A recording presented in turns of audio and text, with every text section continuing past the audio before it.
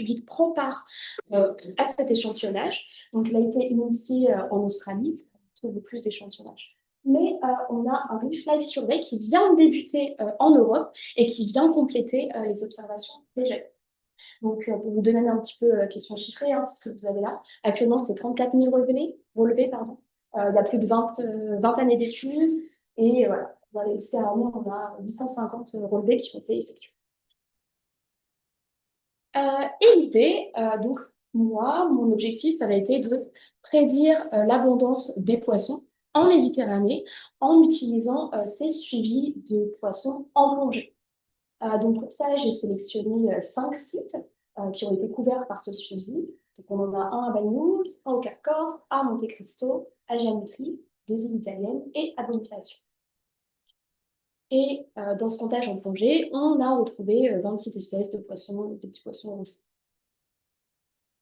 Et l'idée, c'est de faire de la modélisation. Donc, on va coupler ces observations de poissons avec des paramètres environnementaux, donc que ce soit de la température, de la profondeur, des choses assez classiques finalement, la chlorophylle, etc.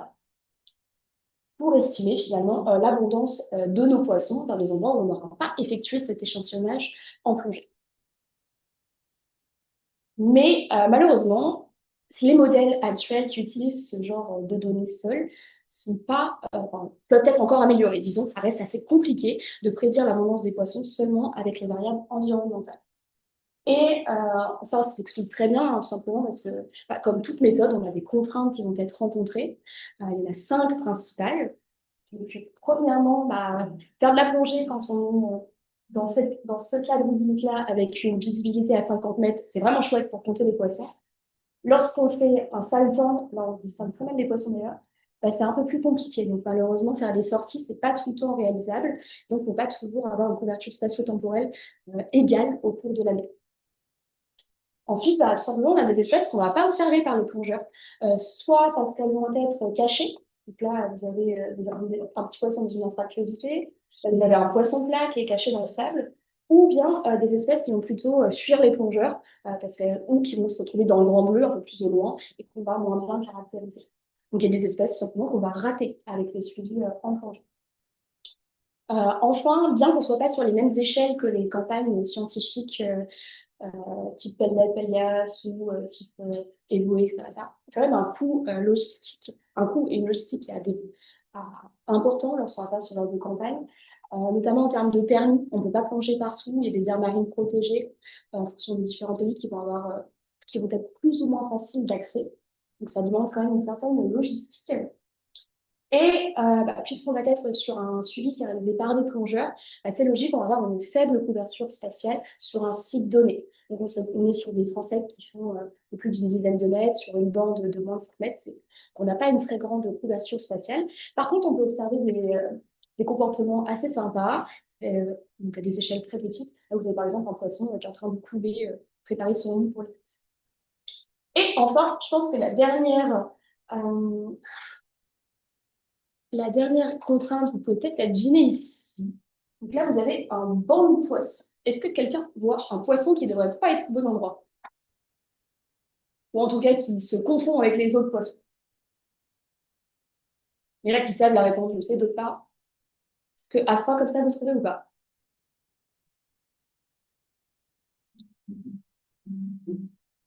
Ok. Et bien voilà, vous avez tout un banc de sards à tête noire. Et ici, là, dans le fond, vous avez un petit sard commun.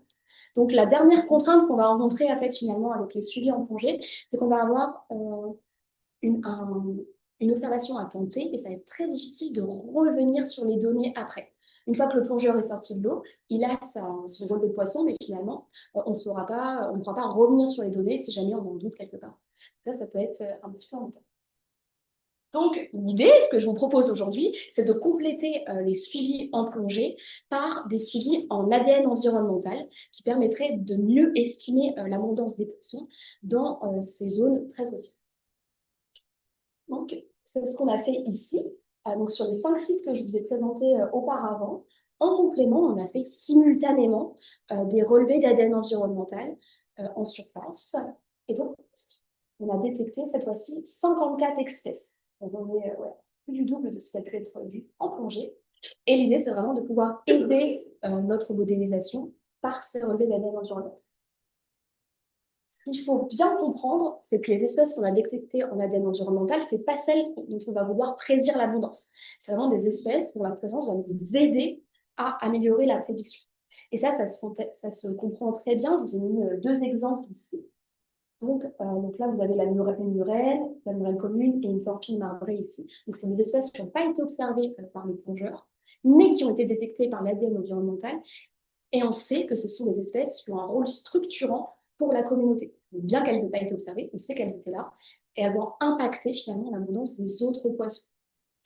Donc, tout simplement, la murène commune, c'est un prédateur qui va trouver dans les anfractuosités, qui va être nocturne et qui peut induire des effets de peur sur les petits poissons. Donc, on va pas avoir les mêmes relevés de poissons le matin et le soir.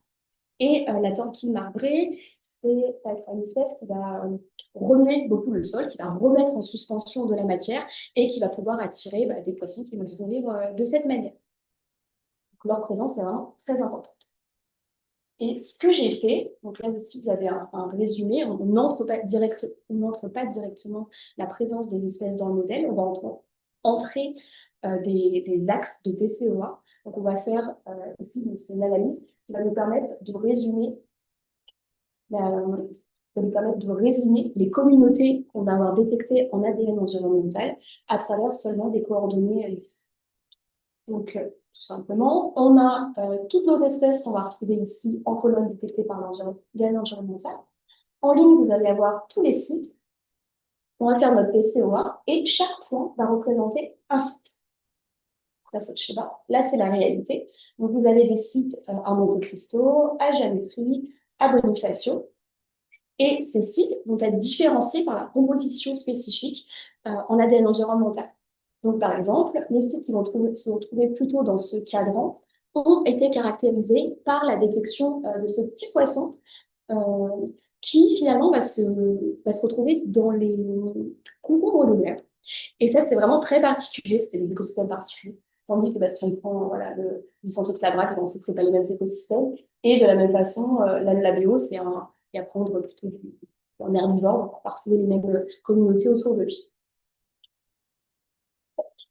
Et ce qu'on fait, c'est qu'on va introduire ces axes de PCOA dans notre matrix de prédicteurs à côté de nos variables environnementales. Et on va s'en servir comme facteur fixe permettant d'expliquer également la prédiction des poissons qu'on aura observés en plongée.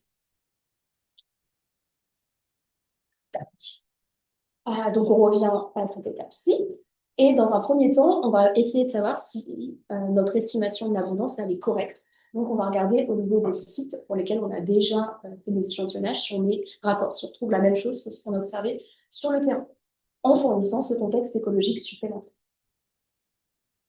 Et c'est ce que vous avez ici. Donc là, très simplement, vous avez une mesure de performance. C'est du R carré, c'est très simple. C'est à quel point les communautés prédites ressemblent aux communautés qui ont été observées par les plongeurs. Lorsque vous êtes dans le bleu, ça veut dire que le modèle qui a inclus les paramètres euh, écologiques supplémentaires, donc ces axes de PCA, est meilleur. Et lorsqu'on est dans le rouge, c'est que ce modèle est moins bon qu'un modèle qui ne les aurait pas inclus. Donc là, c'est assez frappant. On a pour 16 espèces on a une meilleure explication des variations de l'abondance des poissons en incluant l'ADN environnemental. Et donc là, je vous ai sorti également deux exemples frappants. Donc là, vous avez le Mérou et vraiment notre R carré, il passe de quelque chose de très très bas à quand même du 0,45. Donc c'est vraiment énorme en termes de pouvoir explicatif. C'est très important, sachant qu'on est de 0 à 1. Enfin, si on gagne de moitié, c'est énorme. Pour la Girelle, c'est pareil. Et par contre, au contraire, le SAR à tête noire, là, on perd de moitié notre pouvoir explicatif. Donc, c'est pas non plus, ça marche pas pour toutes les espèces, mais c'est quand même une minorité. Et pour certaines espèces, on n'a pas de gain, on n'a pas de perte. Donc là, on va pouvoir se dire que nos espèces, finalement, elles sont peu sensibles à ces indices de communauté. Donc, ça peut être des espèces, soit qui vont être passagères, qu'on ne pourra pas retrouver, ou pour lesquelles les processus écologiques qu'on va avoir détectés avec l'ADN environnemental ne sont pas à la bonne échelle pour expliquer les variations de ces espèces. Ensuite, ce qu'on peut regarder pour estimer l'apport de l'ADN environnemental dans ces modèles, c'est à quel point les variables qu'on a introduites dans ce modèle permettent d'expliquer les variations d'abondance. C'est ce que vous avez ici.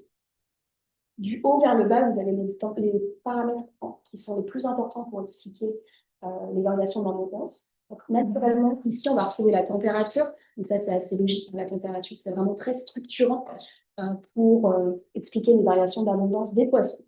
Et ce qui est très intéressant, c'est que les quatre variables qui suivent après, donc dans le top 5, c'est pas du tout des variables environnementales au sens strict. Ce sont des variables qui vont être déduites de nos relevés d'ADN environnemental. Et ici, je vous ai extrait deux exemples de deux espèces pour lesquelles euh, le paramètre qui va influencer le plus les variations d'abondance, c'est pas la température, mais c'est ce deuxième paramètre-là, donc un des axes qui permet de résumer la communauté d'ADN environnemental, à hauteur de 21% et 18%. Et si on regarde par exemple le crénilabre à queue noire, c'est assez logique. Donc c'est un poisson qui va être connu pour son comportement de nettoyeur auprès des autres poissons. Donc c'est assez logique finalement que son abondance soit particulièrement expliquée par finalement la communauté écologique qu'on va retrouver tout autour de lui.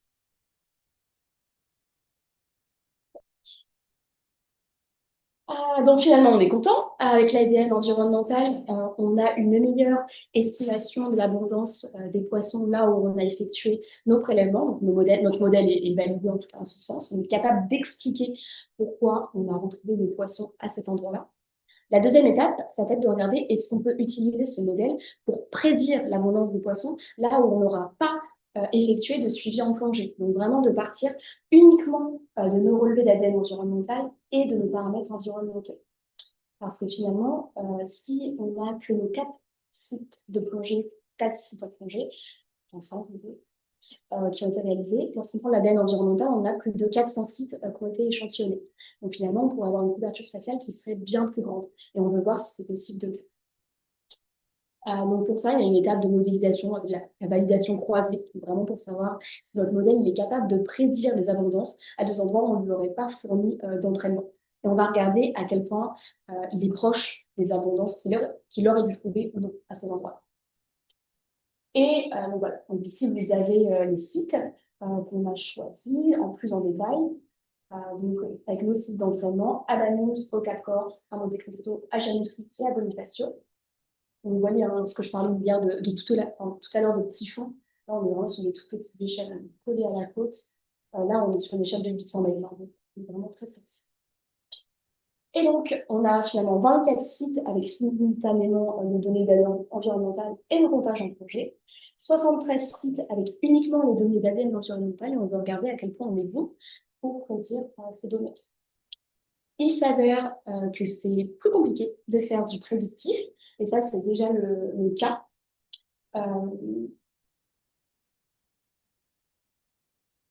Ok. Lorsqu'on fait de la modélisation seulement avec des paramètres environnementaux, on est toujours bien meilleur en explicatif qu'en prédictif. Et en particulier, ici, ça s'explique qu'on n'a pas un gain de performance prédictive lorsqu'on ajoute la gaine environnementale. Parce que finalement, on a très peu de données d'entraînement. J'ai que 24 sites. Pour apprendre de la variabilité, c'est pas l'idéal. Ensuite, on a des assemblages d'espèces qui sont assez locales. Donc, ça va être très difficile de tirer des patrons généraux depuis des toutes petites échelles et notamment parce qu'on a des spécialisations de l'habitat fortes. Pour autant, on arrive à très bien à prédire l'abondance d'espèces, de trois espèces en dehors de nos sites. Donc, ça va être ces trois espèces-ci. Et on est modérément informatif pour ces deux espèces-là que je vous ai grisées. On va plutôt regarder celle-ci. Et donc, dans ces trois espèces, bon, rien de très, enfin, on peut en discuter, mais c'est rien de très intéressant. On va retrouver plutôt dans ces deux symphodius, ce qui est intéressant, c'est qu'on arrive vraiment bien à différencier un symphodius qui va être retrouvé vraiment à la côte et qu'on ne retrouvera pas trop par rapport à un symphodius méditerranéen, le méditerranéen, qui lui va être à la fois à la côte et sur les îles. Ça, c'est plutôt chouette de pouvoir différencier les deux espèces. Et après, sinon, bah, pour le céran, bah, on a du céran en Méditerranée, c'est rien d'extraordinaire, je dirais. Sur cette étude, on a encore quelques perspectives. Donc, moi, je voulais un petit peu dessiner ici, vous ne le ressentez pas trop, je pense, mais il faut qu'on arrive à améliorer nos capacités d'extrapolation. Après, l'idée ici, c'est pas de vouloir produire des SDM à grande échelle, où on voudrait couvrir toute la Méditerranée à partir de seulement des données environnementales. C'est pas l'idée. Il y a des SDM qui le font très bien, et nous, on ne peut pas le remplacer. L'idée, c'est vraiment de pouvoir améliorer nos capacités sur des très petits fonds, sur des sites très locaux, pour donner aux gestionnaires sur des aires marines protégées ou dans des parcs, ce genre de choses, une capacité des outils pour eux produire leurs propres modèles à des toutes petites échelles. Mais bon, on voudrait quand même qu'ils soient un petit peu meilleurs, notamment en organisant davantage de relevés d'ADN environnemental et de suivi en plongée en même temps. Et ça peut permettre également de renforcer le contexte écologique. Ici, je vous ai décrit un petit peu la communauté autour des poissons seulement. Or, en ADN environnemental, on détecte également des crustacés, tout simplement. Et l'idée, ce serait de pouvoir inclure ces espèces également dans nos axes de PCOA que je vous ai présentés juste avant, pour avoir une représentation non seulement de la faune de poissons, mais également du benthique et puis le couplage bentho-pélagique. C'est vraiment chouette. Tac.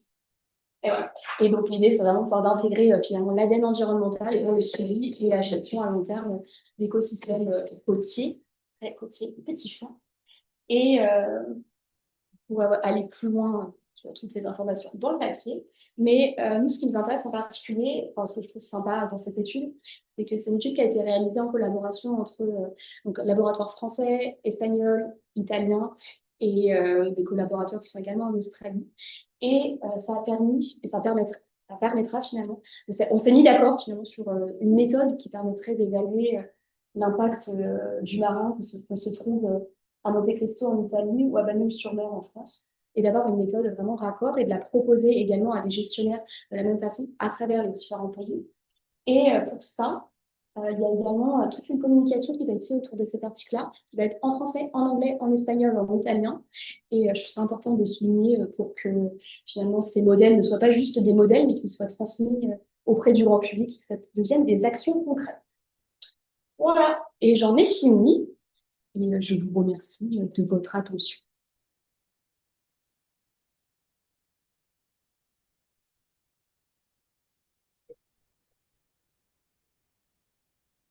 Merci beaucoup, Mélanie. N'hésitez pas si vous avez des questions en ligne ou si vous avez la. Je te laisse.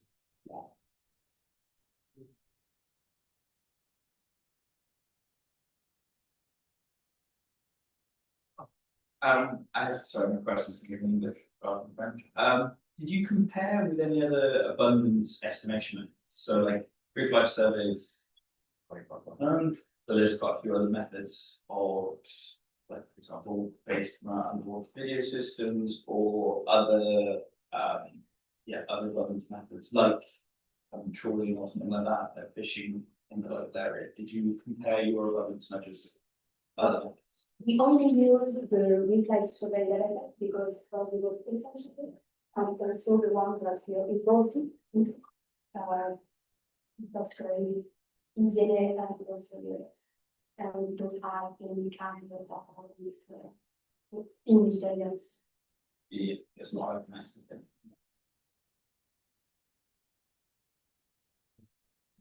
S'il vous plaît, je peux parler un peu fort pour que les gens puissent entendre. Merci. Je voulais savoir si vous aviez essayé de comprendre les espèces pour lesquelles ça marche beaucoup moins bien à cause de l'IDN. En fait, on s'attend à ce que l'IDN apporte un contre-signal par rapport à ce qu'apporte les variables environnementales. Est-ce que vous avez regardé, en fait, par exemple, des espèces nuisibles à la prédation?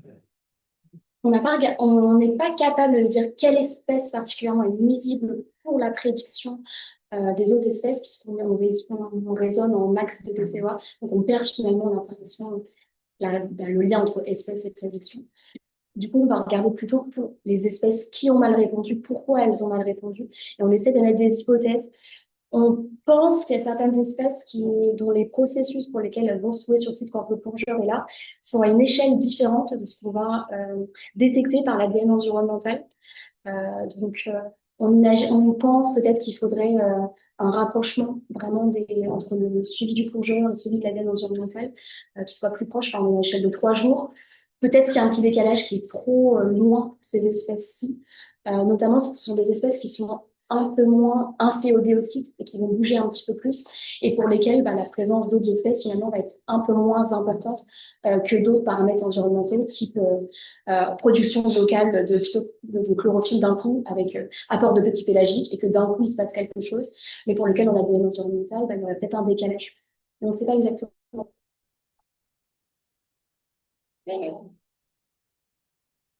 Je t'ai vu, Cyril. Le que j'utilise, c'est HMC. Ouais. C'est un modèle qui est déjà utilisé pour l'occurrence.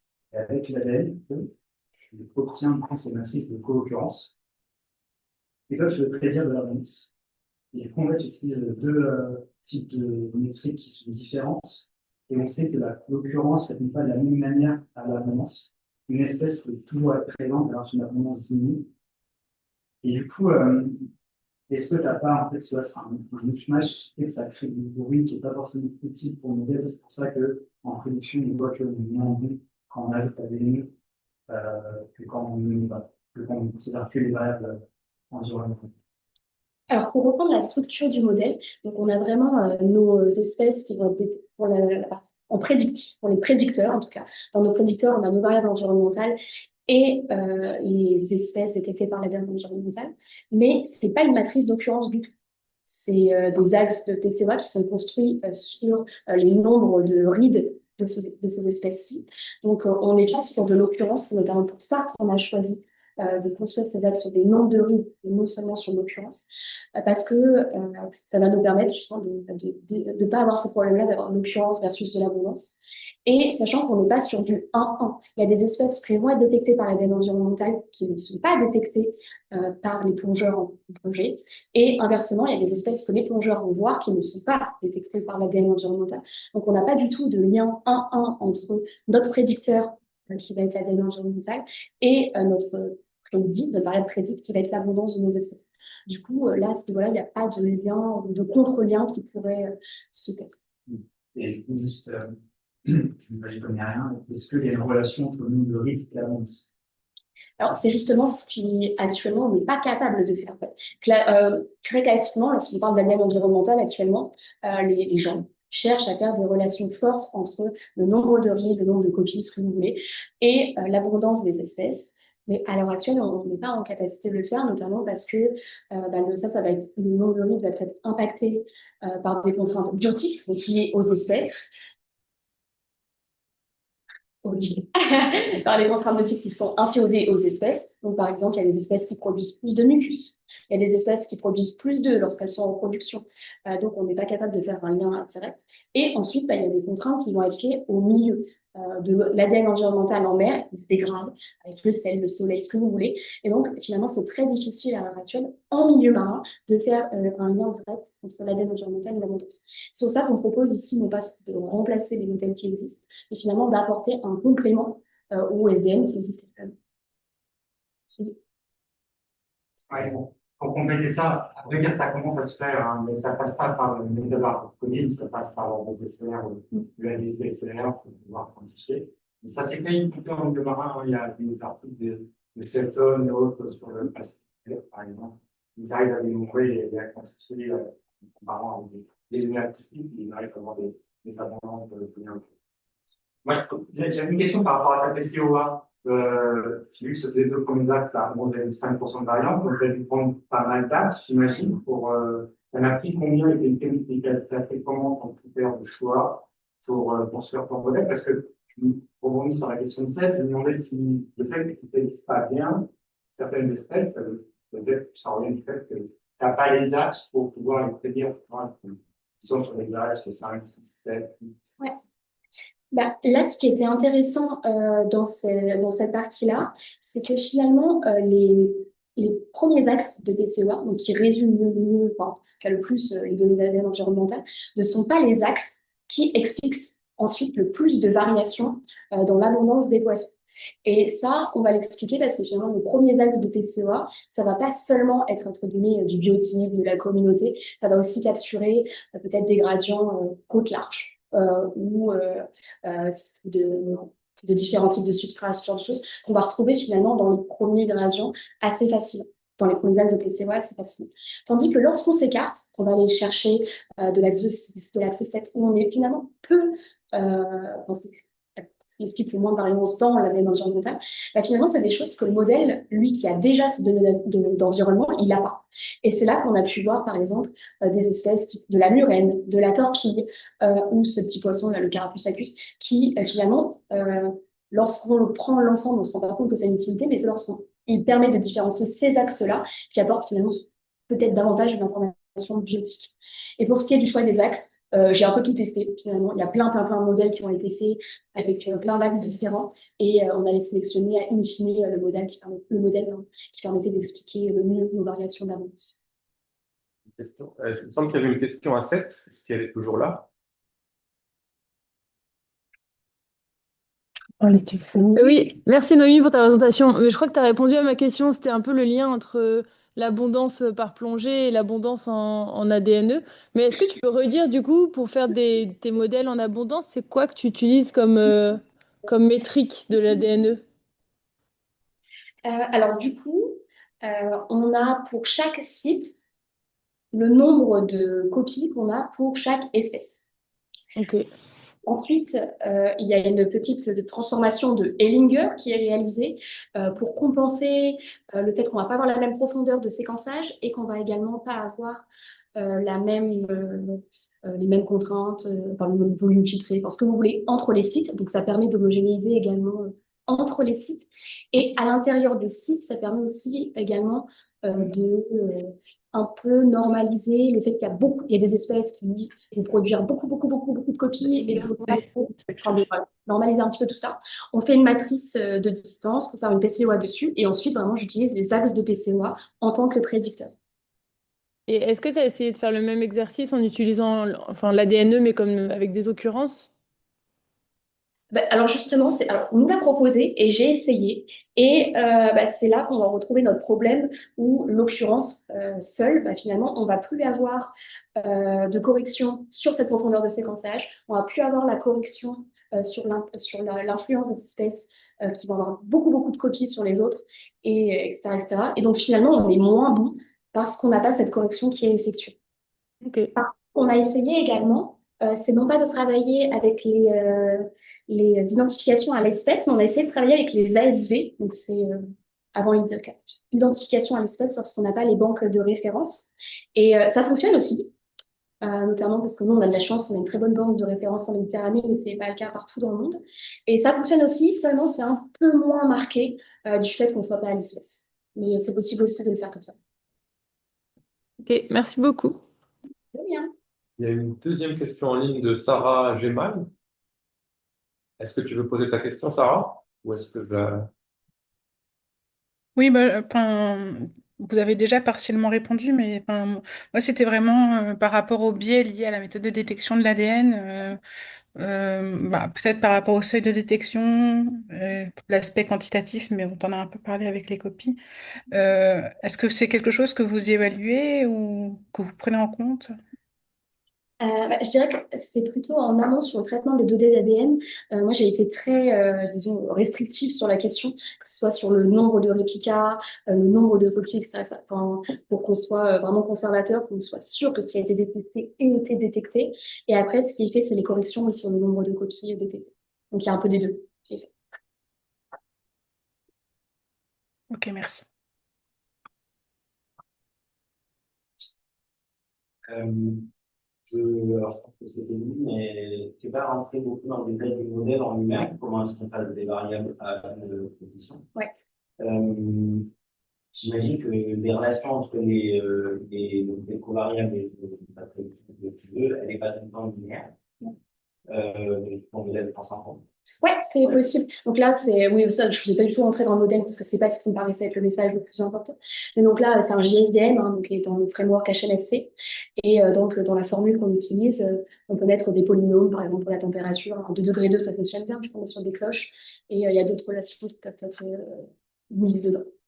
Et toujours dans cet esprit de comprendre un petit peu mieux les relations non binaires, justement, si ce qui t'intéresse à la fin, ce qui t'intéresse du coup à la fin, c'est vraiment toute la prédiction ou c'est aussi les relations qui lient la prédiction à tes variables? Il y a les deux qui ont été faits.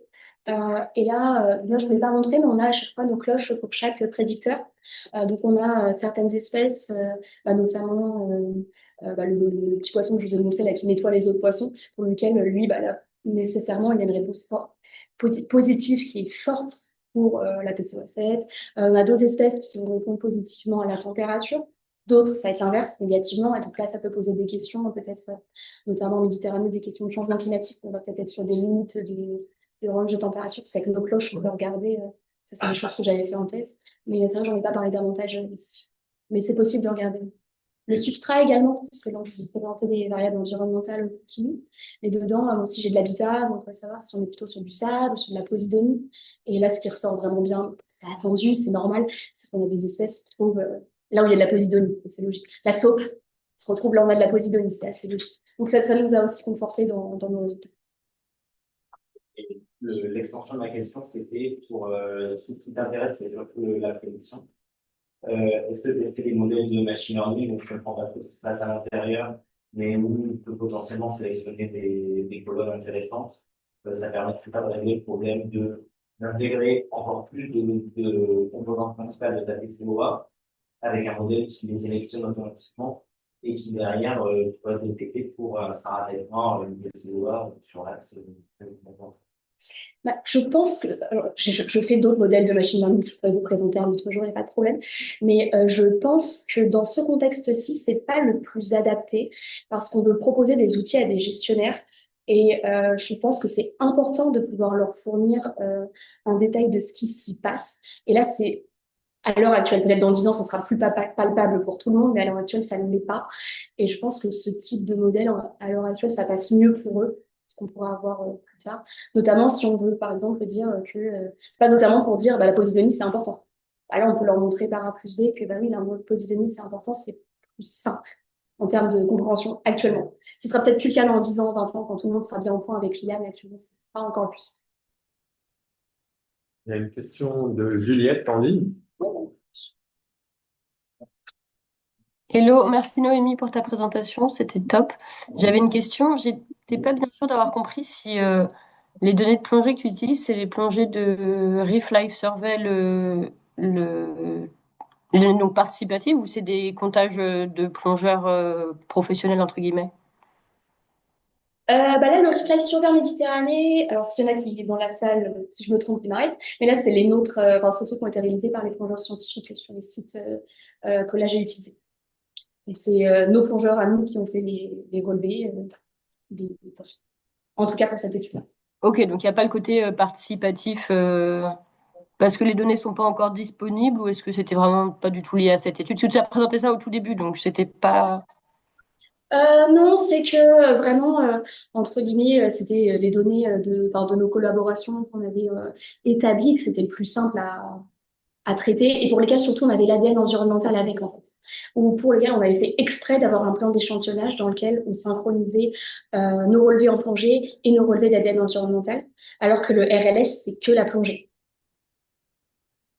Ok, oui, oui, bien sûr. En Il y fait, a, j'imagine, des contraintes liées au participatif dont tu n'as pas spécialement parlé, mais qui pourraient surgir. Et est-ce qu'il y a des... euh, dans tes prédictions, est-ce que tu peux voir qu'il y a certaines espèces pour lesquelles ça marche moins bien et tu peux lier ça à des problèmes d'échantillonnage parce qu'elles sont plus difficiles à repérer ou elles font des très très gros bancs et du coup en fait c'est assez difficile de dénombrer combien elles sont pour de vrai ou pas? Est-ce qu'il y a des trucs, des choses comme ça qui sont possibles ou pas? alors c'est c'est difficile de savoir exactement, en tout cas en regardant seulement le modèle, il n'y a pas un paramètre qui va ressortir, un facteur qui va sortir, une donnée quantitative qui va ressortir pour dire c'est exactement ça le problème. Donc ça ne peut pas le voir. Mais c'est vrai que je pense, pour les diplodus, je pense qu'on peut avoir ce genre de problème où c'est des grands bancs, ou ce que je disais précédemment, ça va être aussi le mismatch spatio-temporel entre ce que les plongeurs ont observé, ce que l'ADN environnemental va avoir détecté sur site, et les processus écologiques qui ne sont pas forcément les mêmes pour le passage de ces espèces qui sont en banc à un temps T, et l'ADN environnemental qui l'a détecté, même si c'est 2 heures avant, 3 heures avant, un jour avant, sur le même site. Ok, merci. Et si je peux poser une deuxième question, s'il n'y en a pas tellement d'autres, est-ce que tu parles de faire des outils qui sont compréhensibles pour les gestionnaires et éventuellement qu'ils fassent eux-mêmes leur modèle? C'est quoi exactement ce que vous avez en tête, ou plus précisément, c'est vraiment qu'ils fassent tourner eux-mêmes les modèles, ou est-ce que juste qu'ils puissent vraiment les comprendre plus facilement et que vous puissiez leur expliquer? Et Non, c'est c'est quoi? vraiment dans la compréhension dans un premier temps, parce que de pouvoir leur expliquer, c'est très facile d'aller avec eux sur le terrain, de plonger avec eux, de leur compter les poissons, puis de revenir après, nous on analyse les données, et de leur présenter ensuite ce qui a été observé. Typiquement, à l'aquarium de Montpellier, au mois de décembre, on a présenté tous ces résultats auprès de différentes gestionnaires impliquées dans le projet, et ils ont vraiment très bien compris parce que oui, ils étaient là quand on a, je sais pas, demandé des autorisations par exemple avec telle ou telle réserve, puis après pour aller plonger, etc. Et du coup, c'était vraiment plus en termes d'implication, qu'ils se sentent vraiment impliqués et pas qu'on fasse des relevés scientifiques et dont on leur impose ensuite les résultats sans qu'ils aient été pris en considération au début en fait de l'étude. Après, ce serait vraiment chouette de pouvoir proposer ce type de modèle auprès des gestionnaires pour que eux les fassent tourner, mais je suis pas sûre qu'on ait besoin d'aller jusque-là. Ok, super. Merci beaucoup.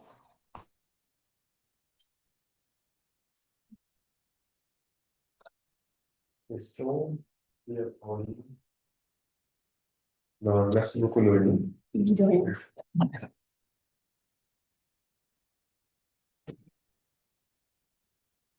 Donc, à tous. Et du coup, il n'y a pas de séminaire la semaine prochaine. Et la semaine suivante, il y en a deux, un mardi et un jeudi. Les 9 et dans les... Le 14 et 16. Le 14 et 16. Ah, oui. Ah oui.